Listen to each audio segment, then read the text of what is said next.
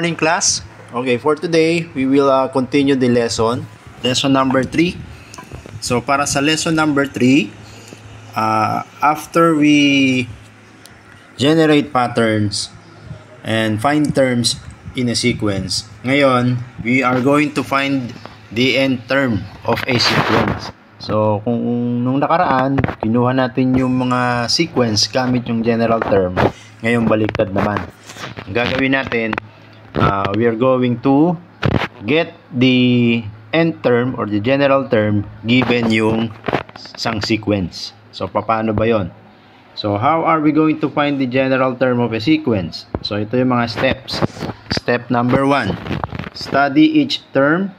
So tingnan nyo kung yung isang sequence ba ay increasing or decreasing, no? So examine nyo. Then number 2, find the pattern. So ano ba yung pattern? Ito ba yung nag-add or nag-multiply, subtract or nagdi-divide? Then number 3, write the rule or the end term in partial equation. So utik-utikin natin yung equation para makuha natin kung ano ba yung general term, no? Then number 4, you are going to check if the terms of the given sequence are correct. Then 5, complete the equation. So we will complete the equation after we check kung tama ba yung ating mga ginawang proseso, no, para makuha yung general term. Okay, so let's have an example. Write an expression in general form or a rule of the sequence 3, 5, 7, 9 and so on. Okay, so anong unang gagawin? So gamit yung sequence, tingnan natin kung ito ba ay pataas or pababa. So dahil 3, 5, 7, 9, ito ay increasing. Ibig sabihin tayo ay tumataas yung sequence natin. Okay, so ang pattern natin ay, yes, nag-add tayo ng 2 to get the next term. Okay, so we add 2 to get the next term. Next, partial equation tayo. So para sa partial equation, tingnan nyo mabuti to ha. Yung end term natin or the general term will be equal to 2n. Okay, kapag tayo ay nag-add ng 2, yung letter n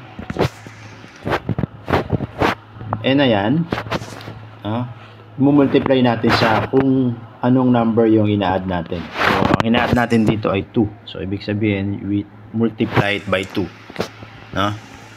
Then after that,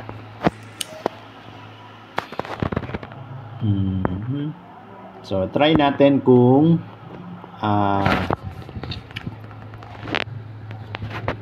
makukuha natin yung first term, second term, third term kapag pinalitan natin yung n ng values nya, no?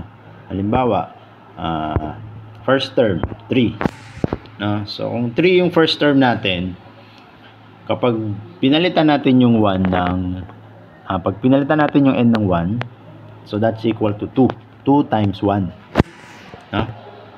So 2 lang, pero ang kailangan natin ay 3. So paano magiging 3 yung 2?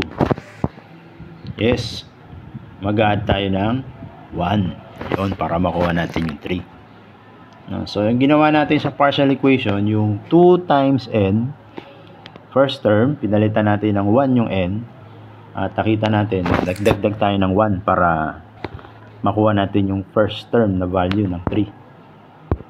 Yun. So, subukan natin sa second term, kung parehas ba yung magiging proseso, no?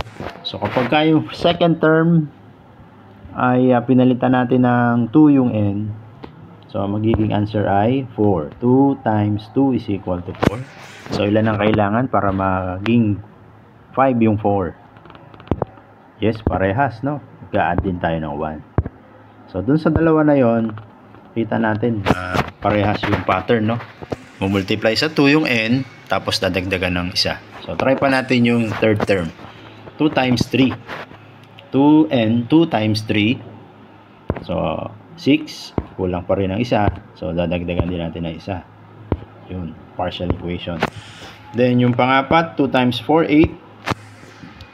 So para maging 9, dadagdagan ng 1. So, sa madaling salita, yung kaninang partial equation natin na 2n, so dinadagdagan lang natin ng 1 para makuha natin yung general term. No? So, ibig sabihin, the general term or the n term is equal to 2n plus 1.